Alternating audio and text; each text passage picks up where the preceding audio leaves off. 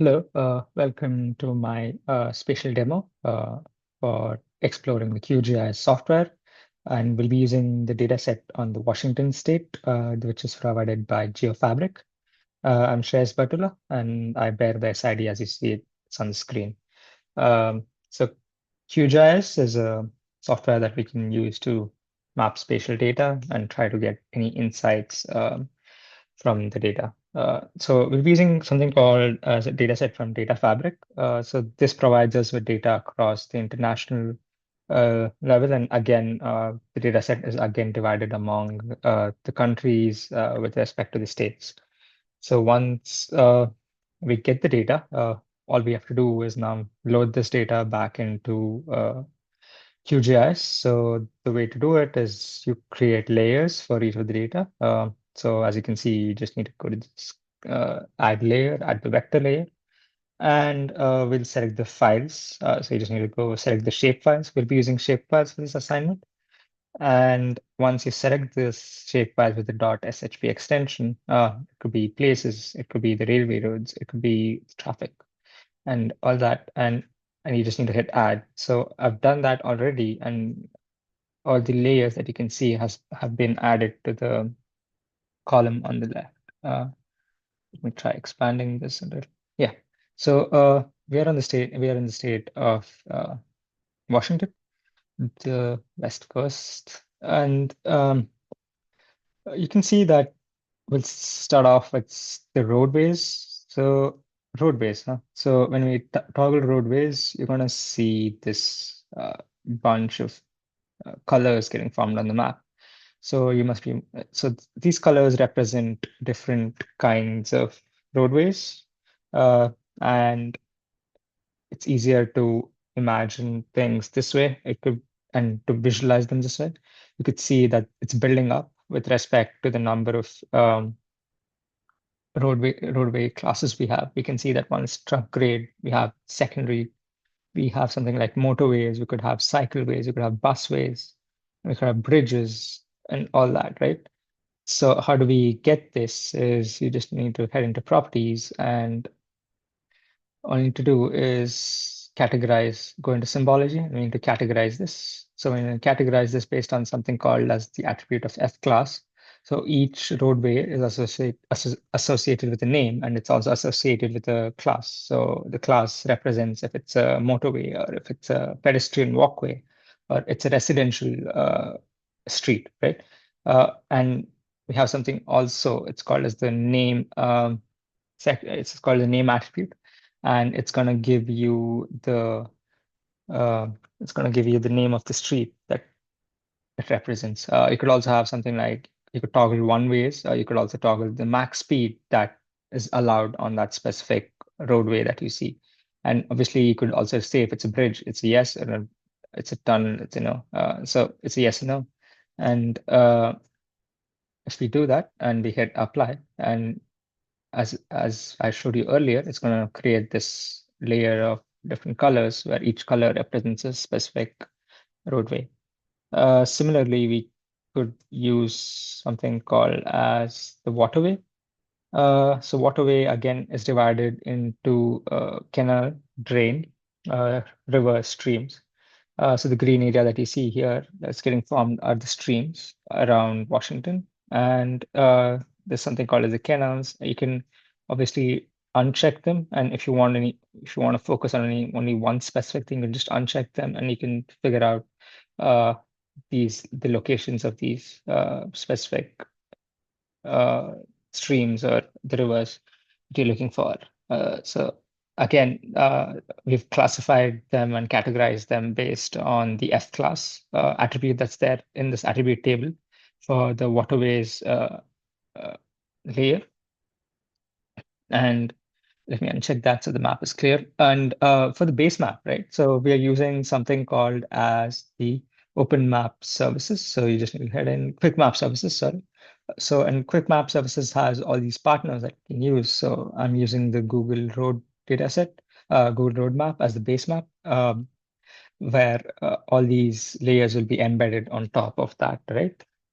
So once we have that, we also have something called as the transport layer for the specific state. The transport layer for the specific state now shows you. Uh, so let's say we're checking airport and the airfield, right? So you can see that this airport and airfield represent a specific represent the regions. And if I have to toggle, so let me toggle the names, right? So you can see here that uh, one of the airfields that are represented here and the airports along with an airport here. So if you ever want to know the labels of all these, you just need to right click on this and we just hit show labels. When you show labels, you can see that this is the Tacoma airport and we know that this, so we know whatever that the layer has been mapped is valid. And specifically, you have something called like ferry terminals and you have bus stops and all that, right? So this is for a specific transport type that we're looking for. If you're trying to find something in the city, like a railway station or a taxi stand or something around those. Again, these have been categorized and we head into the uh, properties. We can see that we have so many classes, the name of the airport it's associated with, and the F class, and everything is given in OSM ID and the code. So that's the data table for transport layer. And now we come to the points of interest, right? So points of interest are again categorized with respect to the Alpine Art. It could be the art center. Again, it's based on the F class. And again, there's a name associated with um, each of these categories. So say we're trying to find a specific point of interest in the city, right? So how do we go about doing something like that, right? So say we're trying to find Space Needle and we want to do it through the QGIS software. All we need to do is go into the points, go into the properties. We need to build a query for this. So we have to go into source. Let's build a query for this. And let's say you want to get a sample of how these values are. This is the sample. And we want to get, say, want to build a query for the Space Needle. So we just do name equal to the Space Needle. And you're gonna see that when we hit test, you're gonna see that it's returned 2 rows. And now when I hit OK and I hit apply, what you can see is if I toggle this back on, you can see that there'll be a point near the Space Needle. So if you zoom in here, this is our point of interest that's been marked as the Space Needle. You can see that the label here says Space Needle. So that's how you build a query for querying specific point of interest or anything using this QGIS software. Now we have a few layers like the natural layer. So natural layer represents the beaches. So if I toggle this, you can see that it's representing the coastline. It's representing the beaches around the Washington state. So you could see Mount Baker Beach and all that. So this is one layer. There's another layer called land use. So this land use will basically, if I check back the attribute table. So when you load the attribute table, you can see that it has a specific class. It's the recreation ground, and what is its called? What is it named? So all this represents the different places that have the buildings and use specific amount of land around occupied specific land around the city. So this is with respect to the land use. It shows us on a higher level how much part of the city was used, has been covered with buildings or anything of specific classes and name, and they're all associated with the name. Coming to the major buildings in the city, right? So there's a map, there's a layer for buildings as well. And again, each of these buildings is classified either it's an apartment or it's an auditorium, it's an art studio. It could be any of these. It could be a brewery, it could be a car wash, right? So each of these buildings has associated with a class, and we can do the query builder, and we can also figure out, say we're trying to figure out what part of the Washington state has the most number of buildings. It's very dense, right? So if I zoom out a little and pan, you can see that around the city of Seattle, there's a lot of density with respect to the buildings, right? So city, it's amount, and all these is just terrain, forest, obviously, buildings there are very, very few, as you can see by the sparse dots. And it'll take some time for it to build this layer on top of the base map. So again, it has specific allotment and auditorium and all that classes. And if I check back into the attribute table, you can see that it's loading some features. This is a very big layer in terms of the table itself. So it's going to take quite some time. I'm not going to let me just wait for some time and I'll just load everything in, all the features in. So you can see that it has specific code, the F class in the name, and it has the type. So we can either all this that you see here is categorized based on the type attribute, and that's how all this has been categorized. Let me clear that for you. And finally, there's something called as a traffic layer. So the traffic layer will indeed show you the amount of traffic density around the state.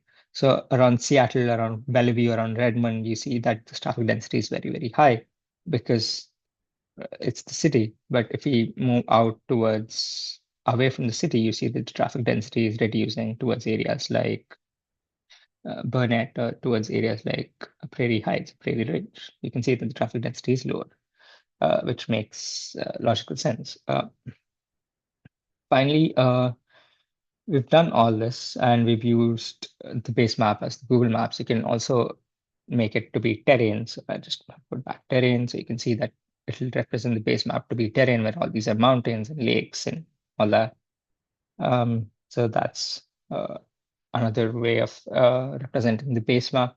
You can have ways to it with respect to traffic and all that. So I just use the Google roadmap. Also, if you want to export this entire thing into a web app, right? So we have plugins for that, and you can also do that. So you just need to you need to install the plugin first. It's called QGIS Web, and you just need to create a web map. I just want to select this Google Road, and I can just hit export, and it'll export this into a web map, and I can just use it on a Chrome browser or any other browser. So that's another specific feature of the QGIS tool. And we can also create heat maps, right? So we can create heat maps and we can apply graduated scale. And for specific data, if you're trying to track population around the city, I tried really hard to find a population data set, but for the specific Washington state, but it didn't really work out. So I'm still working on it, but hope to find it so I can still explore more. I can still explore QGIS a little more as a part of my extracurricular activity. So yeah, so far, QGIS has been really, really fun. I loved exploring state of Washington, how it looks like, what features do we have, what are we dealing with, what's the landscape, and what are we tracking. So it was fun to use this tool and really great. Really learned a lot to complete this assignment as well. So thank you so much, and hope you loved the video.